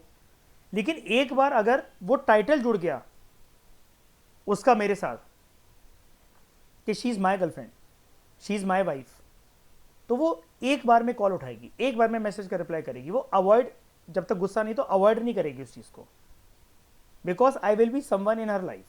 सिमिलरली भक्ति सूफी सेंट्स ये बताते हैं कि भगवान की तरफ जाने का एक बार आपको रास्ता जो है वो कठिन लग सकता है, लेकिन आप अगर भटको नहीं, उससे कंसिस्टेंटली प्यार करते रहो तो एक बार में आपकी बात सुनी जाएगी। And this is a special loving relationship bond, living bond. These saints went from place to place carrying their message of love and devotion कि डरने की जरूरत नहीं है, प्यार करो भगवान से। मालिक गद्दारी नहीं करता किसी के साथ, और सच में ही नहीं करता। ये चीज चाहे आप फॉलो करके देख लो, चाहे आप मानकर देख लो, कुछ भी करके देख लो। हाँ, आपके मन में अगर नीचता भरी हुई है ना कि आप चेहरे पे कुछ और पीठ पीछे कुछ और बनते हो, तो वो गद्दारी वाली चीज होती है, फिर भगवान आपको उठा उठा के पटकेगा। लेकिन आपका जो नेचर है, जैसे आप पीठ पीछे हो वैसे ही सामने हो, कुछ भी आप जेन्युइन हो, मतलब कुल मिलाकर, तो वो चीज़ भक्ति सूफी सेंट्स का कहना था। ये सारी मैं उन्हीं की फिलॉसफी की बात बता रहा हूँ आपको, सारी की सारी। तो ईश्वर से आपका मिलन होगा, आत्मन का मिलन परमात्मन के साथ होगा। तो they belong to both upper caste and lower caste and also included women saint, जैसे कराइकल, अमरियार। और हमने बहुत सारी भी पढ़ी थी, जैसे एक थी अंडल थी, एक अंडल भी थी। ये मैंने करंट अफेयर में भी दिखाया था और क्लास 12 में भी मैं आपको भक्ति सूफी में करवा चुका हूँ। ये अंडल, अंडल डिवोटी और शिवा, हाँ।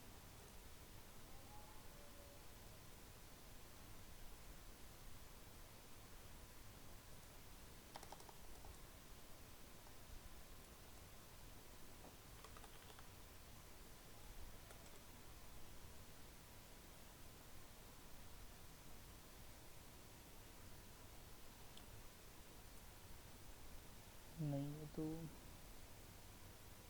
इसका आ नहीं रहा, पता नहीं यहाँ पर जो मूर्ति तो कुछ ऐसी है, इसकी आइडल तो ऐसी है, वैसे काइंड ऑफ यही है। इसका प्रॉपर आ नहीं रहा, लेकिन एक अंडल भी थी, जैसे ये कराइकल अमरियार थी ना, ऐसी अंडल भी थी एक। These saints went from place to place carrying their message of love and devotion. They belong to upper caste, both upper caste and lower caste, and also included women saints. Even though they disregarded the inequalities of caste, they did not oppose the caste system as such. मतलब भक्ति सूफी movement को promote करते हुए उन्होंने बोला कि हाँ, कोई भी हमारे इस फोल्ड को ज्वाइन कर सकता है, लेकिन इन्होंने कोई आवाज नहीं उठाई कास्ट डिस्क्रिमिनेशन के खिलाफ। ठीक है। Bhakti movement, apart from bringing over many Buddhists and Jains to the Hindu fold, they won over many tribals as well. और मैंने आपको बताया था ना, tribal arts, culture and religion की सिंथेसिस हुई थी मेन स्ट्रीम सोसाइटी में। जैसे हालांकि हम एक झलक तो वैसे देख ही चुके हैं इस चैप्टर में, लॉर्ड जगन्नाथ का टेम्पल पुरी में, उड़ीसा में, है ना। ट्राइबल आर्ट है कि नहीं वहाँ पर? ट्राइबल्स के द्वारा जो लकड़ी की जो तीनों जो बनाए गए श्री कृष्ण, उनके भाई बलराम और उनकी बहन सुभद्रा, है ना। सुभद्रा। अच्छा, मुझे एक बात बताओ, श्री कृष्ण के साथ हमेशा उनके अलग अलग, विष्णु जी के साथ उनके साथ अलग अलग जन्म में उनके साथी क्यों होते हैं, और कौन होते हैं वो? जैसे राम के रूप में लक्ष्मण मिले उनको, कृष्ण के रूप में बलराम मिले, ये कौन है?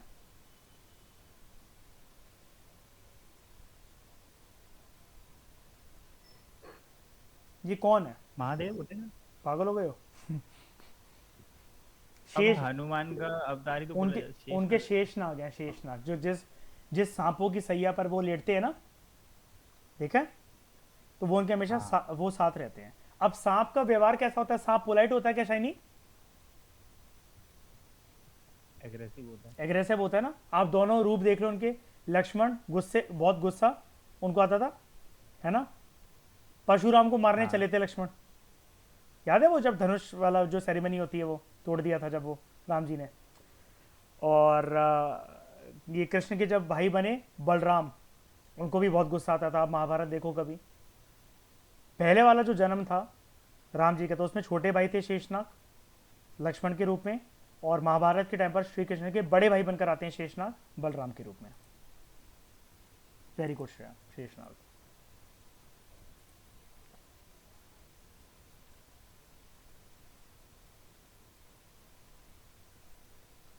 इतनी बात समझ में आई आप लोगों को?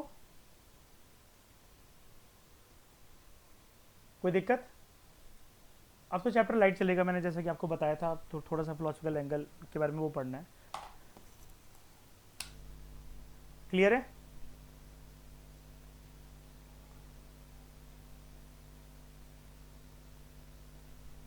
चलो अब थोड़ा सा लेवल अप करते हैं, ध्यान से समझना, ठीक है। लेवल बढ़ाते हैं हम थोड़ा सा।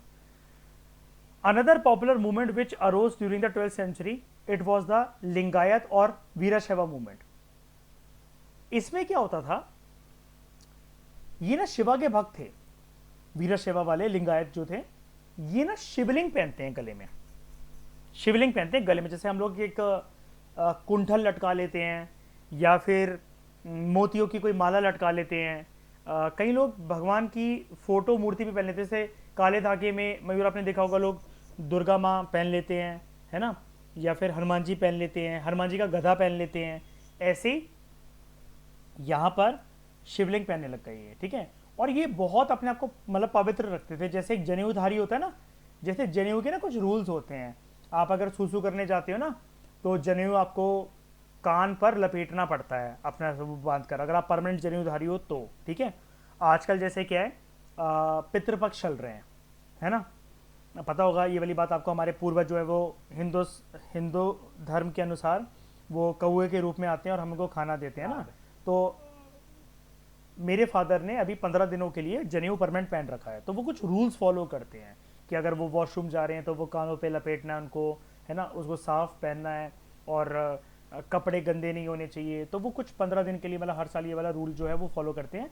मेरे दादाजी जो थे वो परमानेंट जनेऊधारी थे, मतलब उन्होंने लेटर ईयर्स में अपने लाइफ में परमानेंट जनेऊ पहन लिया था, और उसमें वो जो तिजोरी थी उसकी चाबियां लटका कर घूमते थे वो सारी की सारी। तो another popular movement which arose during the 12th century, it was a Lingayat और वीरशैव। इट्स फाउंडर वॉज बसावा। ये हम क्लास 12 में पढ़ चुके हैं ऑलरेडी। एनिस नेफ्यू चन्ना बसावा। इतिहास में और आपने कहां सुना है चन्ना को? कौन था चन्ना? वो था ना उसका चैरिटियर, उसका दोस्त है तुम्हारा? उसका बुद्धा का। बुद्धा की, ठीक है।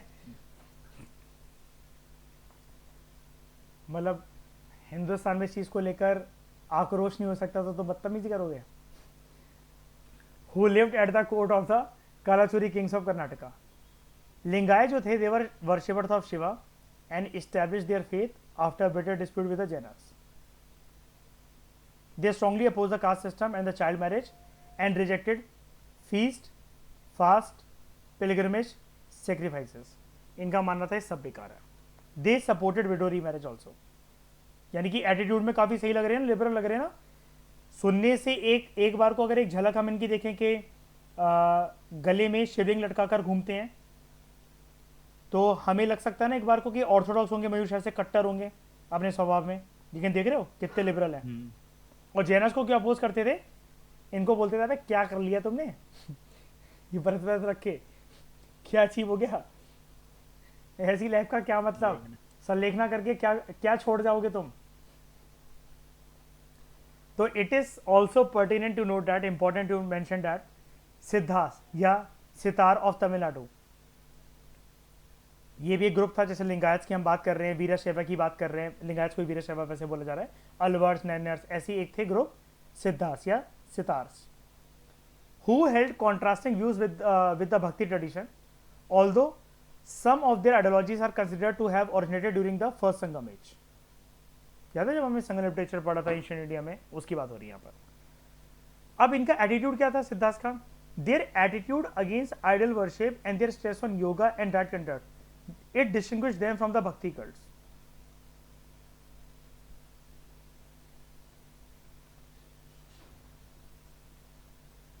ये बेसिकली एक प्रकार के निरंकारी थे।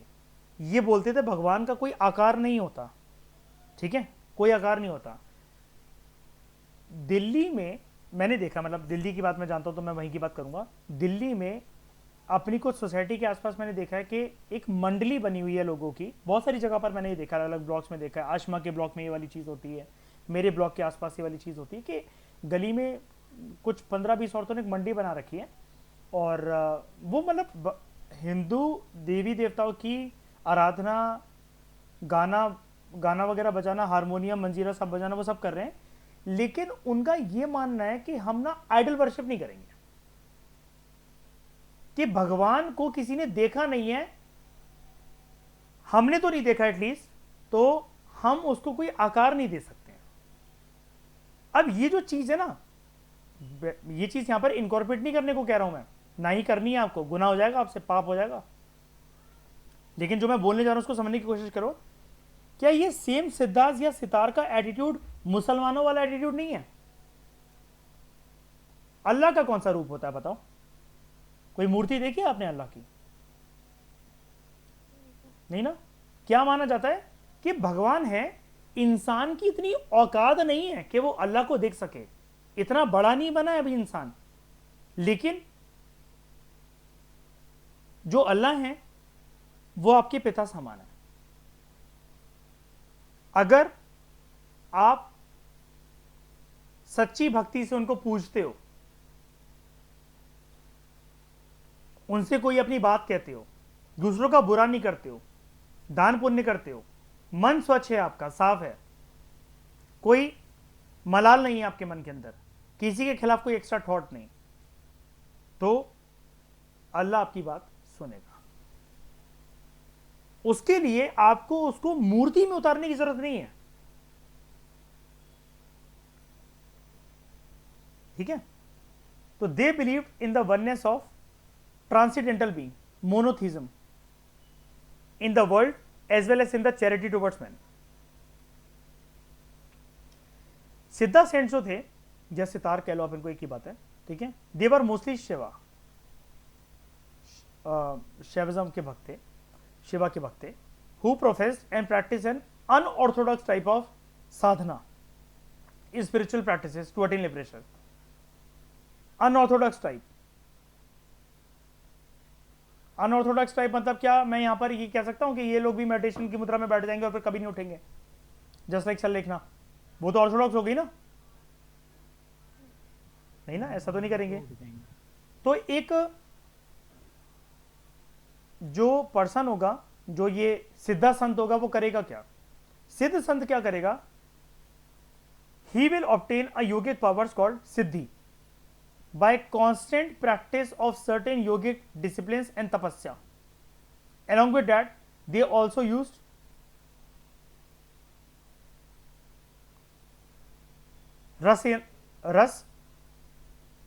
रसेनंस।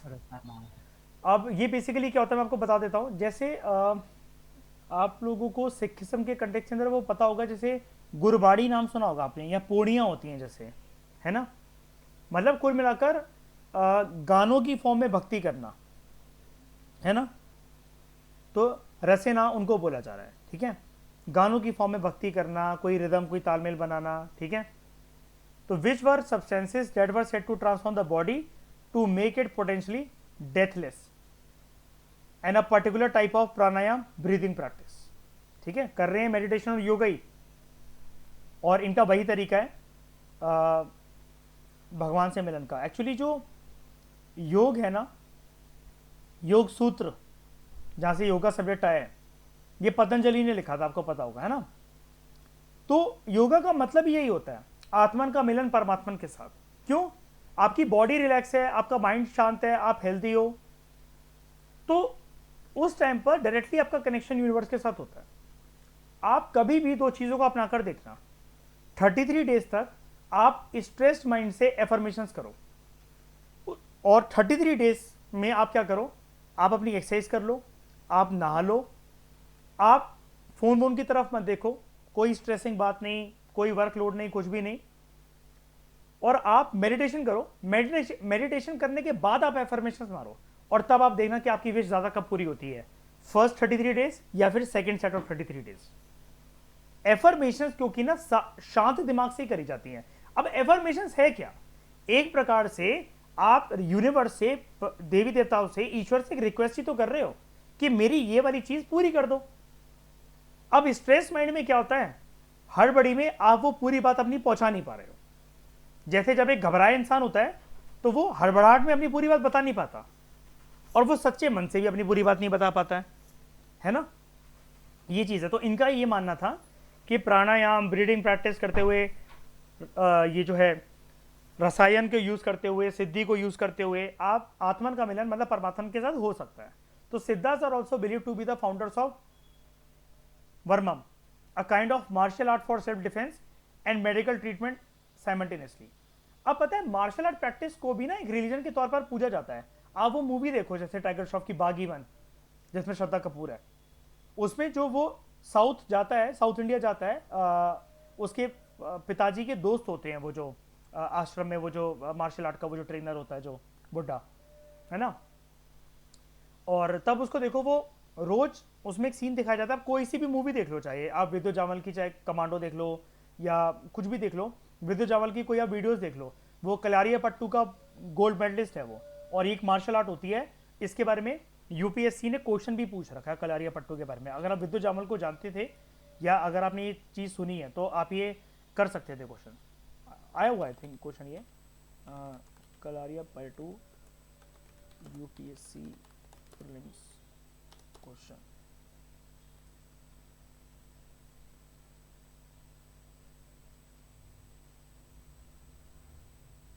With reference to India's culture and tradition, what is Kalariya Pattu? It is an ancient bhakti cult of Shaivism. It is an ancient style bronze and brass work. It is an ancient form of dance drama. It is an ancient martial art and a living tradition in some parts of South India. बताओ क्या है option सही, क्या है? 4 है, martial art है ये। Answer is 4। It is an ancient martial art and a living tradition in some parts of South India. आज भी वो डेली मतलब इस चीज़ की वो प्रैक्टिस करता है विद्युत जामल। अभी वो ना रशिया भी होकर आया था, तो उसने, आजकल एक ट्रेडिशन चला आपको पता ना, आइस वाटर में नहाने का, पूरी दुनिया से जागरूक हो रही है। जैसे मैंने आपको बताया था ना अभी लास्ट ईयर भी कि मैं 7 सालों से ठंडे पानी से ही नहाता हूँ सर्दियों में भी, है ना, उससे पर्सन बीमार नहीं पड़ता। ये वाली प्रैक्टिस बहुत सारी एक्ट्रेसेस एक्टर करने लगे हैं। विद्युत जामल भी अभी कर आया। उसके बाद वो मडी वॉल्केनो में जो है वो होकर आया।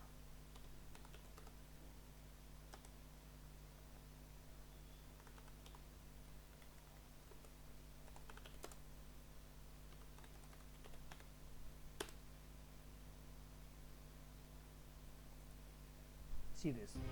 I am successful. I look पहले forward to find बर्फ में। opportunities where others see nothing. I am a lifetime learner. I am solution focused.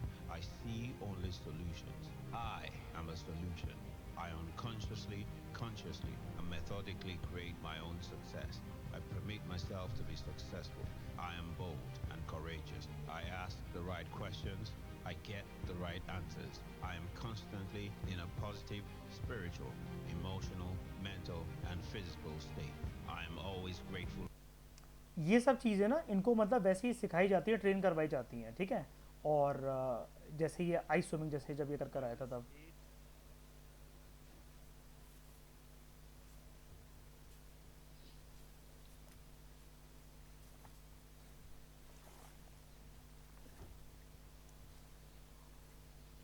और ये काफ़ी मतलब टफ होता है अपने आपको ऐसा ये कष्ट देना। और एक चीज़ मैं आपको और दिखाता हूँ,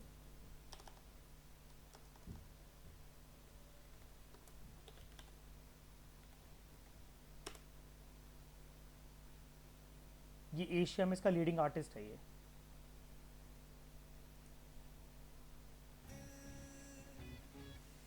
ये है इसका प्लेयर।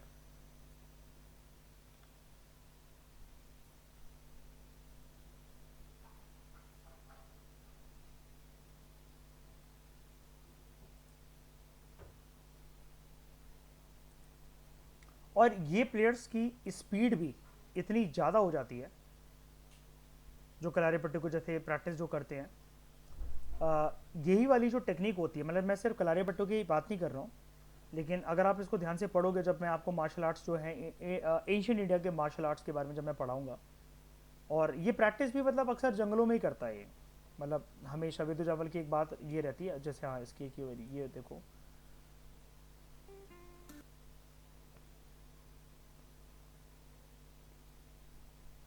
ये हमेशा जंगलों में प्रैक्टिस करता फ्री टाइम में, जब भी इसको कोई बॉलीवुड का कोई ऑफर नहीं आता, कुछ भी नहीं आता, तो जंगलों में जाकर ये पूरी की पूरी अपनी प्रैक्टिस करता है ये। हाँ, तो इनकी एक ही खास बात रहती है, इनकी सेंसरी पावर इतनी ज़्यादा तेज़ हो जाती है, इतनी ज़्यादा तेज़ हो जाती है, आपने ये चीज़ देखी होगी शायद से कभी डिस्कवरी चैनल पर, कि जैपनीज योद्धा क्या करते हैं, जो निंजाज होते हैं मयूर, वो ना आती हुई बुलेट को काट देते हैं बीच में से अपने शॉट से, उनके लिए वो बुलेट धीरी स्पीड में हो जाती है, आपके सेंसर इतनी फास्ट हो जाते हैं। जैसे आपने स्पाइडरमैन देखी है, जब उसको वो मकड़ी काटती है और उसकी ब्रॉक से लड़ाई होती है कॉलेज में, तो वो झुकता है ना पीछे, तो ब्रॉक का बहुत धीरे की तरफ आ रहा होता है, बहुत धीरे धीरे धीरे धीरे उसकी तरफ, क्यों? क्योंकि उसकी सेंस फास्ट हो चुकी है, ब्रॉक धीरे नहीं मार रहा उसको, उसकी उसके जो सेंस ऑर्गन है वो फास्ट रिएक्ट कर रहे हैं। तो ये चीज़ होती है, और ये पता है कैसे प्रैक्टिस करी जाती है। आप कभी भी देखो, जो भी प्लेयर्स होते हैं ना, जो भी मार्शल आर्ट के, इनके किसी भी चीज़ के, एग्रेसिव स्पोर्ट्स है, मतलब जो आपको लग रहा है जिसमें मार काट और ये बहुत ज़्यादा है, वेपन्स यूज़ करने, प्रैक्टिस इंटेंस है, आप ये चाइना में देख लो या कहीं पर भी देख लो, ये लोग बहुत ज़्यादा टाइम, अगर 4 घंटे प्रैक्टिस कर रहे हैं ना, तो 14 घंटे कम से कम मेडिटेशन मुद्रा के अंदर ये रहते हैं। इनका ये मानना रहता है कि शांत दिमाग ही सब कुछ कर सकता है। आप गुस्से में कभी कोई चीज़ करके देखो, आपसे बिगड़ेगी, आप जिस चीज़ के लिए लेट हो रहे हैं ना, कभी भी आप हड़बड़ी में वो वाला काम करो, आपका काम और बिगड़ेगा, आपको गाड़ी वापस लेके आनी पड़ेगी और फ्रस्ट्रेट हो गया आप। शांत दिमाग ना हमेशा अपने लिए रास्ते बना लेता है। आप क्या पता जिस चीज़ के लिए लेट हो रहे हो, जहां पर आप पहुंचे तो अभी तक आपका बॉस ही नहीं आया हो। एनर्जीज की बात होती है सारी की सारी, और ये मार्शल आर्ट्स और इन सब टेक्निक में ये सब जो एनर्जीज जो है ना, जो एनर्जीज देना, एनर्जी रिलीज करना, एनर्जी क्रिएट करना अपने अंदर, क्रिएट तो नहीं हो पाती एनर्जी, एनर्जी का रूल, लॉ ऑफ एनर्जी ये कहता है energy can only be transform from bad to positive, from positive to bad. आप उसको, उसकी इंटेंसिटी को कम ज़्यादा कर सकते हो। एनर्जी का रूल ये कहता है, आपने अगर फिजिक्स पढ़ी हो, एनर्जी के neither be created not destroyed, आप सिर्फ उस एनर्जी के पैरामीटर्स को चेंज कर सकते हो। तो Varmam are specific points located in the human body which when pressed in different ways can give various results such as disabling an attacker in self defense। आपने एक चीज देखी है, चांदनी चौक टू चाइना में अक्षय कुमार को वो जो वो चाइनीज जो वो मार्शल आर्ट सिखाता है, वो गर्दन का उसका एक पॉइंट प्रेस करता है और अक्षय कुमार मधोशी की हालत में छा जाता है, वो है ना, थम से। अब ये मार्शल आर्ट से प्रैक्टिस करते हैं, आपने वो देखा है बागी मूवी के अंदर, वो अंगूठे से उसको पटक कर वो टाइगर श्रॉफ को उल्टा लिटा देता है, वो है ना, वो उंगली करता है जब वो से। तो कुछ पॉइंट्स होते हैं ऐसे, और ये पॉइंट्स ना काम के भी होते हैं, मतलब सिर्फ ये सेल्फ डिफेंस की और इसकी बात नहीं हो रही यहाँ पर। आप मॉडर्न मेडिकल ट्रीटमेंट देखो, इससे एक्यूपंक्चर का शायद से आपने नाम सुना होगा कभी।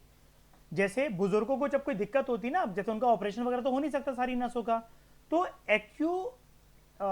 एक्यूपंक्चर, एक्यूप्रेशर का ट्रीटमेंट लेने जाते हैं हमारे दादा दादी, नाना नानी की उम्र के लोग, तो वो उसमें कुछ नीडल्स वगैरह डालकर इस स्पेसिफिक पॉइंट को प्रेस करते हैं। आपकी हथेली में सारी नसें होती हैं, आपको ये वाली बात पता होगी, है ना। अगर आप उसको प्रेस करते हो, अगर आप जानते हो ये हार्ट की नस है, ऐसी नस है, तो उससे भी बहुत ज़्यादा इंसान जो है वो ठीक हो जाता है। जैसे आप कभी भी अगर चलो मैं बताऊंगा आपको किसी दिन, अगर आप हाथ, अगर एक पोस्चर होता है, अगर आप पढ़ते हुए या किसी से बात करते हो, अगर आप हमेशा वैसे बैठते हो उंगलियों को टच करते हुए, आपकी उससे विल पावर भी बढ़ती है, आपका उससे कॉन्फिडेंस बढ़ता है, और आप के अंदर इतनी क्षमता उससे डेवलप होती है, इतना आउटलुक आपका डेवलप होता है, आपकी बॉडी कैसी एनर्जी रिलीज होती है, करती है कि आप सामने वाले को चुप करवा सकते हो, उससे ऑटोमेटिकली वो चुप हो जाएगा, क्योंकि वो आपकी एनर्जी के सामने टिक नहीं पाएगा। आप ये कभी भी ना इंटरव्यू रूम में यूज करके देखना, इंटरव्यू हमेशा आपके तरीके से चलेगा। ये ट्रिक्स होती हैं। The Tamil Siddhas were the first to develop Nadi Parthal, मतलब पल्स रीडिंग, जो ही मैंने आपको बताया अभी, एक्यूपंक्चर और ये जो acupressure, to identify the origin of diseases. It is believed that this method was later adopted and used in Ayurveda. तो in the period that the bhakti movement was gaining popularity in southern India, tantra was gaining traction in northern India, मतलब जिस time पर ये भक्ति movement ये जो चल रही थी, तो तंत्र विद्या जो थी वो उत्तर भारत में प्रचलित हो रही थी. They to denounce the caste system and the privileges claimed by the Brahmins. Tantra like bhakti was open to all. The most famous Hindu yogi who adopted these practices were Gorakhnath and his followers came to be known as Nathpanthis. बड़े सारे philosophy के schools भी यहां पर आते हैं इस time period में. Moksha, salvation, it became the main subject of darshan schools. Hindu philosophy जो है it is generally classified into 6 orthodox और classical schools, astik and 3 heterodox schools, नास्तिक, आस्तिक, नास्तिक. The basic difference between these two branches of philosophy schools is based on the recognition of Vedas. जो orthodox schools हैं, ठीक है, आस्तिक मतलब भगवान में विश्वास रखना, they recognise the authority of the Vedas, while the heterodox schools they do not believe in the authority of Vedas. Out of these 9 systems, मतलब कैसे 9 कैसे, 6 ये आपके फिलोसफिकल स्कूल जो हैं वो ऑर्थोडॉक्स वाले, 3 हिटोडॉक्स वाले, 6 आस्तिक, 3 नास्तिक. कितने हो गए? 6 + 3 9. तो out of these 9 systems 8 are atheistic, as there is no place for God in them, and only the Uttar Mimamsa, which is also called as Vedant philosophy, it has a place for God in it. बाकी सारे क्या एथीस्टिक हैं. और वेदांत philosophy को कौन follow करता था, जल्दी बताओ, मॉडर्न इंडियन हिस्ट्री में?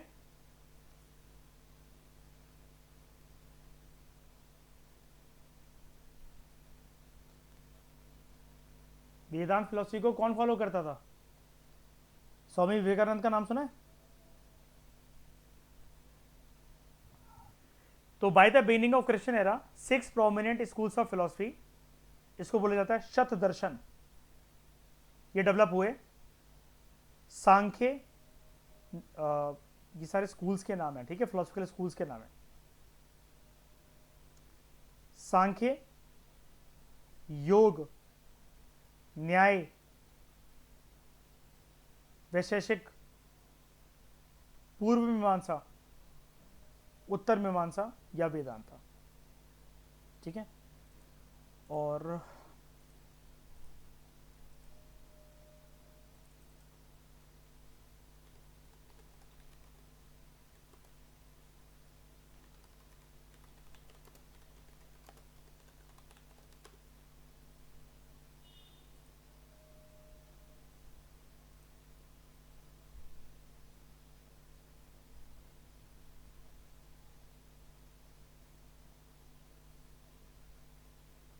फिलोसफी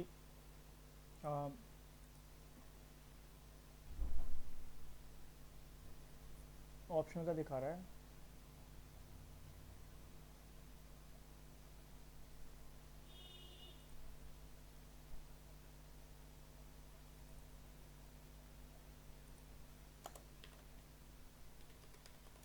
मुझे क्योंकि वो प्रॉपर याद नहीं है कि कौन से स्कूल से पूछा गया था.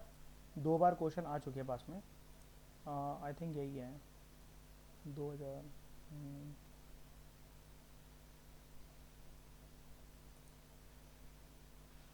पता नहीं, आई थिंक यही है शायद से. अब ये मुझे नहीं पता कि ये प्रैक्टिस क्वेश्चन है इनका, यही है. 2 बार आ चुका है अभी रिसेंट ईयर्स में, ठीक है.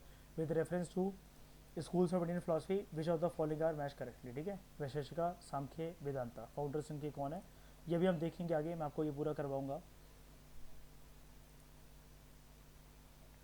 जैसे 2013 का, हाँ ये रहा 2013 का एक ही क्वेश्चन है, यहाँ पर देखो. With reference to the history of philosophical thought in India consider the following statements regarding Sankhya school. अब देख रहे हो एक एक फिलोसफी के बारे में आपको पढ़ना कितना जरूरी है, जैसा कि मैं आपको एम्फोसाइज करवा रहा था. अभी हम पढ़ेंगे इसके बारे में, पूरी की पूरी टेबल्स हैं, 6 स्कूल्स की 6 टेबल्स हैं, 6 बॉक्सेस है उसके बारे में. Sankhya does not accept the theory of rebirth और transmigration of soul. Sankhya school का ये मानना है that it is the self knowledge, it is the inner knowledge that leads to liberation and not any exterior influence और agent, ठीक है. Liberation आप पा सकते हो अपने खुद के अंदर की अंदरूनी शक्तियों से, अंदरूनी ताकत से, अंदरूनी नॉलेज से. बाहर का कोई पर्सन आपको नहीं मतलब सिखा सकता है वाली चीज. And it does not accept the theory of rebirth and transmigration of soul. Which one of the following given statements are correct? ठीक है, आंसर इसका 2 ओनली है।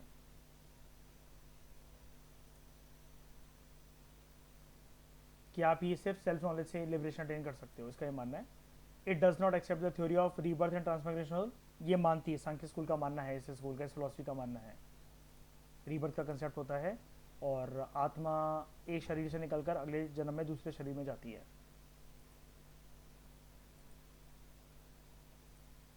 ओके, नेक्स्ट लेक्चर में हम लोग बात करेंगे इन फिलोसफिकल स्कूल्स के बारे में। इस डिस्कशन में दोस्तों फिलहाल इतना ही। Thank you very much for discussion.